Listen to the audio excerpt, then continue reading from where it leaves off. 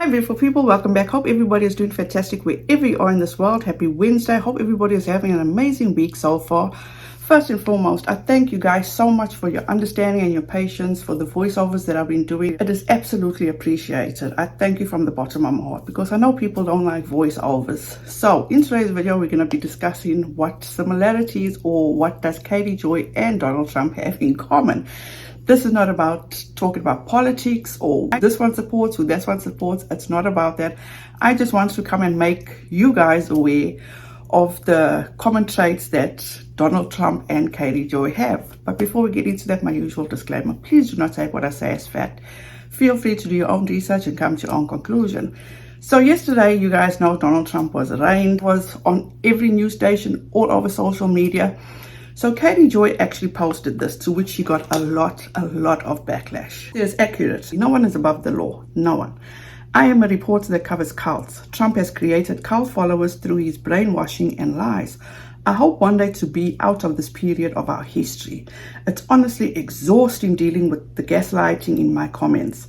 I don't understand how everyone can hate cults and not see what Trump is doing as like every other cult leader I cover. I'll tell you one thing Trump is good at. The greatest cult leader in the history of our nation. Now, honestly speaking, growing up, this will always be instilled in me. Our parents always raised us to never discuss religion, sex, and politics because nobody's ever going to be on the same page with that. It's just like, let it go. So anyway, yesterday I was unwinding. I was going through the news on my phone and then I came across the transcripts from Trump's arraignment. And when I got to this part, I was like having a good laugh that my kids even ran into the room to find out, Mom, are you okay? That is how hard I was laughing. So I actually said, no, I'm fine. I just read something that's quite hilarious. So they want to know, Mom, what are you reading? What is so funny? So anyway, I explained to them. And if you are keeping up with Katie Joy's lawsuit with Robertson, aka 7M Films, and in a lawsuit, in one of the filings, the judge had actually granted a protective order. And this is what it states in that protective order. To which it says, plaintiff's motion for protective order. Plaintiff seeks a protective order with the following terms. All responses to interrogatories, document requests, and requests for admission shall be viewed at counsel for plaintiff's office at, and gives the address. Counsel for plaintiffs shall be the only ones allowed to view discovery and take notes. Cell phones and other recording devices shall not be permitted in the room. All depositions and resulting transcripts shall be confidential and the contents thereof shall not be disclosed to anyone other than the parties in this matter and their counsel. Although the suggested terms of plaintiff's proposed protective order are clearly overbroad, their concerns are disclosing confidential information wholesale to defendants have some merit. Based upon defendants' prior history of posting litigation material involving plaintiffs in other legal matters, it is reasonable for plaintiffs to fear that should they turn over sensitive information in discovery, defendants will post the same on their social media pages.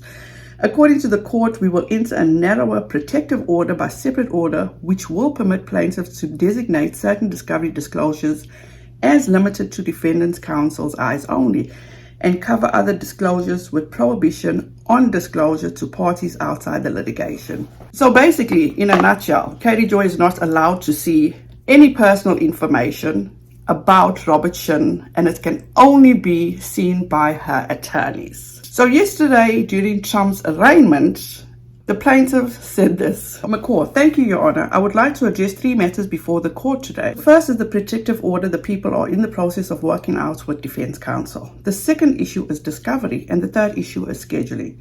So to begin with respect to a protective order, the people believe, especially in the light of defendants' public comments, that a protective order is vital to ensure the sanctity of the proceedings as well as the sanctity of the discovery materials. We are in the process of working out a consent protection order with defense counsel. We have had a number of very productive conversations, and I believe that we are very close to agreement and finalizing the language.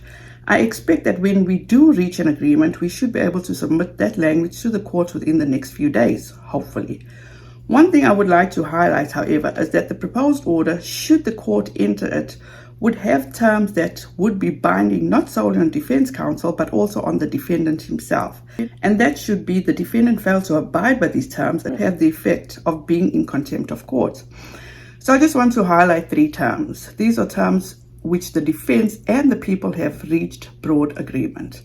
The first is that the defendant may not use any of the materials that the people produce for any purpose other than to prepare a defense in the case.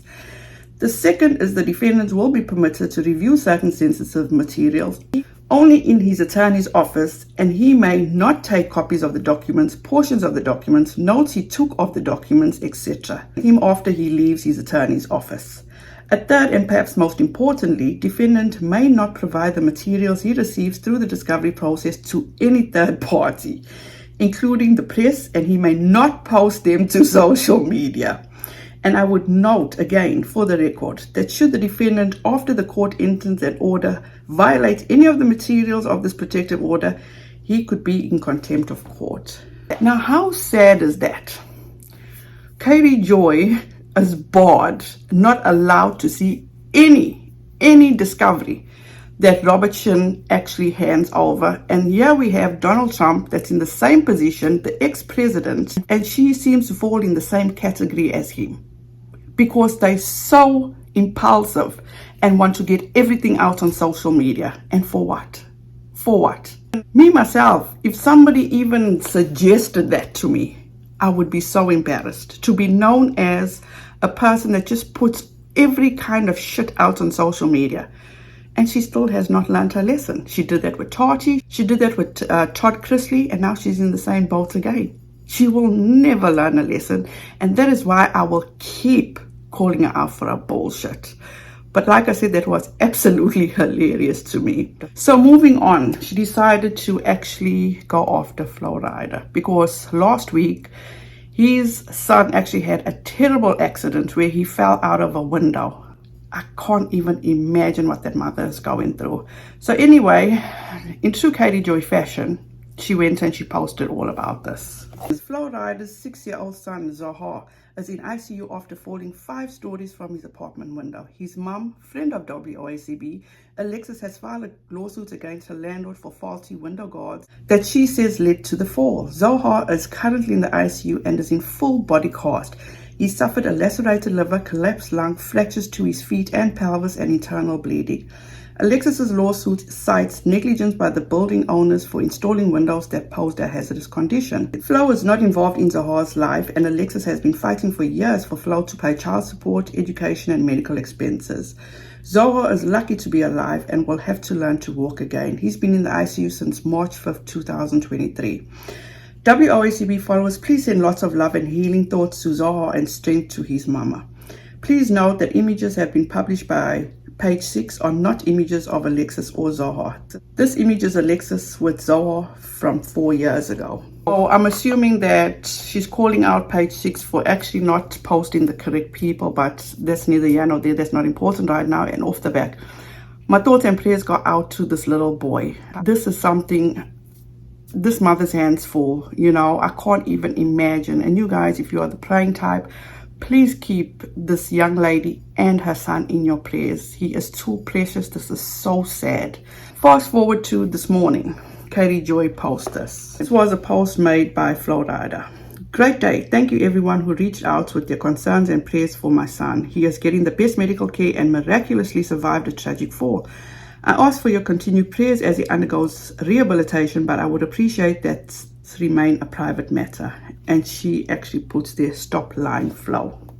Flo Rida, please tell your fans that you have not once seen Zohar in the hospital. Tell them that you fight judges in New York to reduce your child support, that you don't pay medical expenses, and that you haven't paid his education expenses despite a court order. Tell them about how Alexis had to fight you to reimburse her for the basic expenses despite the court ordering you to do so. Tell them how you won an $80 million judgment at the same time told a court that you couldn't afford the child support expenses for Zohar. Tell them that you don't know Zohar. Tell them that you called him a devil's child because he was born with disabilities. Tell them that you deny your son because he has disabilities. Tell them that you met Zohar one time. He is not your son. He is your biological child. that you don't know, don't care about, have no relationship with, and make his mom's life hell. But you will certainly use him to get sympathy and look good online, right? Shame on you. These are my opinions. Before this, when she used to report on Flo Rida, she used to call Flo Rida a deadbeat dad. Now, first and foremost and off the back, if Katie Joy was a true friend, if Katie Joy really wanted the best for this child, she would put all the drama behind her. And since she perceives herself to be the celebrity, a journalist, forget the bullshit. Be an ally. Be a friend for your friend. Step into action immediately. Ask her what she needs. How can you help? And off the back, if she's having such a hard time with medical bills and other expenses, open a GoFundMe for her. I will be glad to donate to help out in the situation, because this point in time, it's got nothing to do with the bullshit. It has everything to do with the well-being of this child, getting him well, getting him rehabilitated. What good is this going to do, Katie Joy, by you calling out Flo Rida, by you airing their dirty laundry online? For what? The tabloids have that. You claim to be a friend of hers. You no friend. You just exploiting the story once again. So cut out the bullshit. You ain't jack shit. You're talking about how Flo Rida lies. What about your lies, Katie Joy? The lies that you can't even keep up with your own lies. Because let's look at this post, December of 2017. It says, today we found out Vaughn does not have autism. We confirmed with his pediatrician and neurosurgeon, nurse practitioner, that Vaughn's ASD is actually untreated hydrocephalus.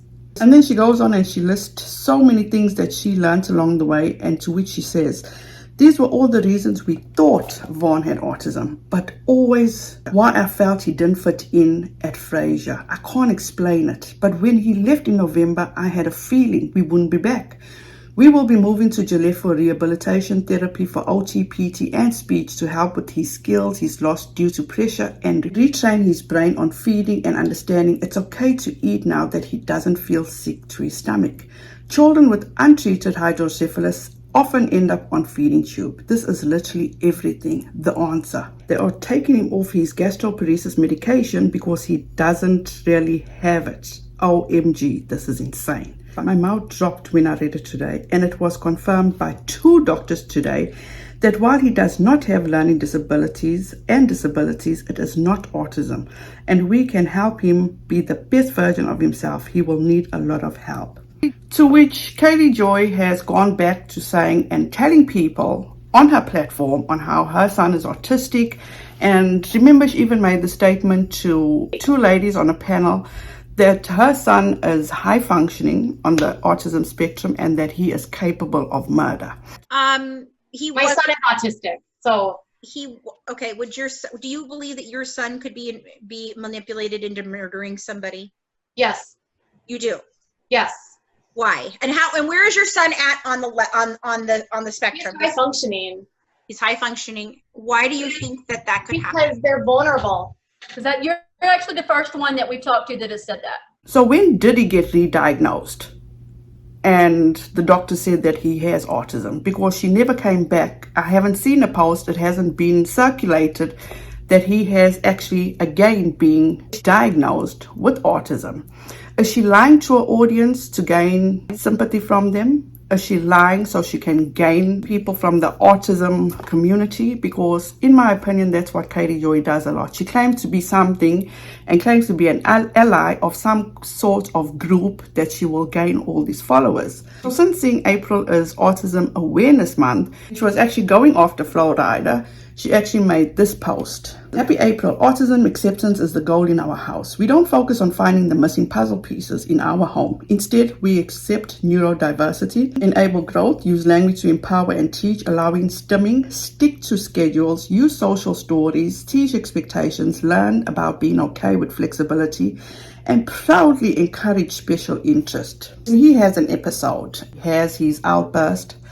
This woman has her son and allows her son to be locked in a room for 10 hours. Is he not asleep? Is he asleep? I have spent 10 hours in that room.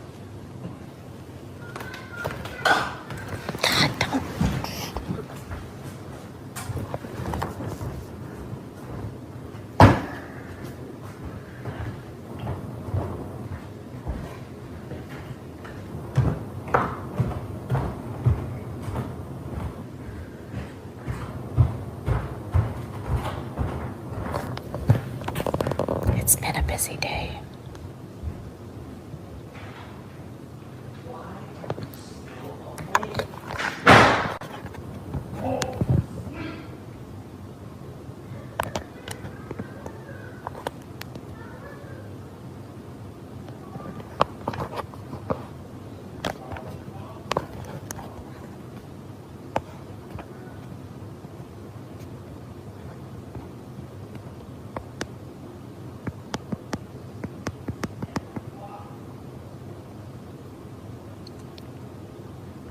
Sorry, you guys. It's been a rough day for everyone. Everyone's tired. He's not falling asleep. Everything will be fine.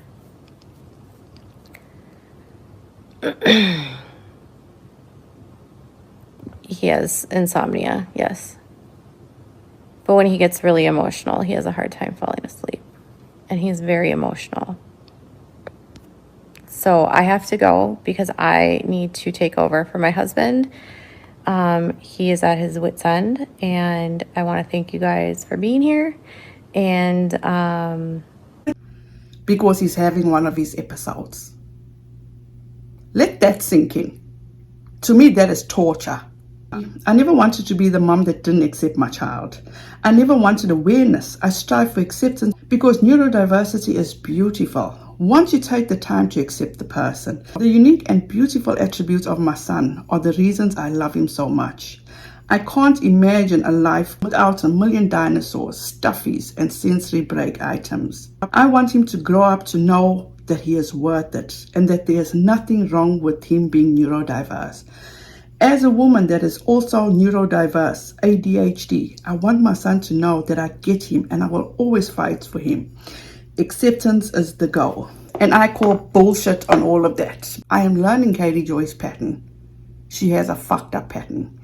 She will use anything. She will use anybody, even if it's her son, to gain sympathy from people, to gain followers, to grow her platform. That, in my opinion, is absolutely fucking disgusting.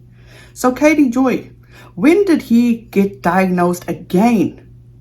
Which doctors diagnosed him after 2017 with autism? So as I was editing this video, you guys, I actually was sent a tidbit of information that Katie Joy had just posted on her Facebook, to which it says, leave Zohar's mom Alexis alone. And apparently Balls 2.0 reached out to Alexis, to which, as you can see, the screenshot says, hi, hope your son is doing well. Are you friends with Katie Joy Paulson, aka Without a Crystal Ball? I know you were live with her a while back, but I'm wondering if you still speak to her. So Katie Joy makes a post and says, my favorite troll is bothering at BYAIA and asking her to verify if I really talk to her. She will probably try to defend Flo against the court records that prove he has no relationship with Zohar.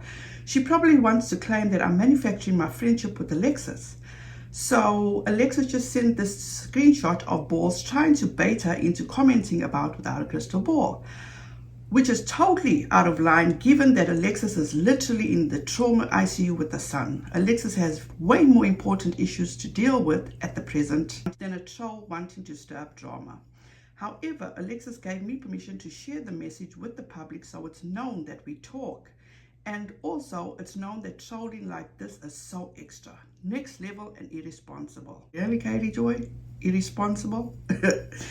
Alexis has been a friend of this platform and of mine for years. Everyone that follows knows that Alexis regularly likes and comments on posts. She and I talk all the time.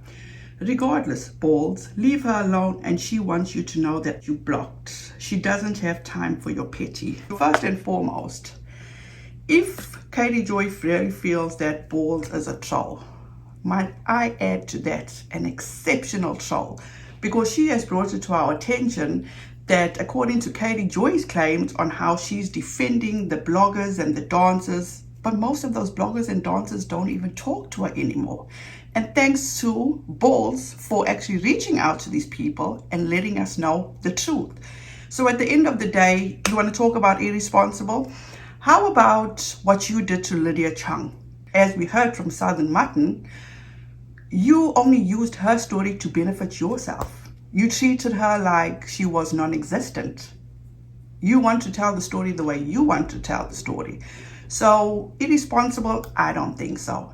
And on the other hand, give Alexis time, because what Katie Joy is actually doing for Alexis is bashing her baby daddy. And to her, that feels like that is what she needs right now. But in my opinion, Alexis's only attention should be on her son.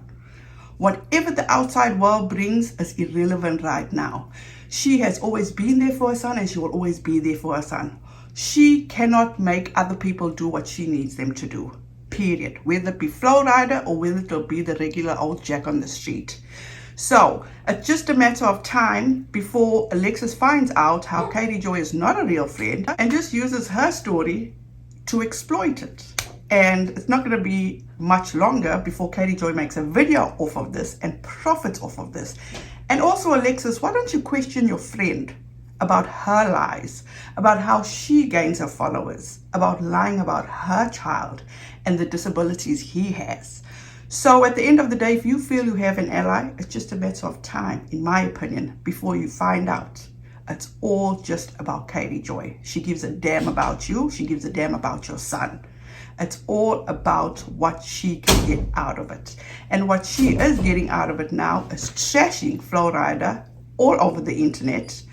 All that is irrelevant right now. If he doesn't want to be connected to your son, I'm sorry about that. But right now, our thoughts and prayers go out to you and your son, and I pray for a speedy recovery for him. Well, you guys, I'm going to leave it as that. Hope everybody has an amazing rest of your day. Please be safe out there. Be kind to one another. And don't forget, make good memories. Bye, guys.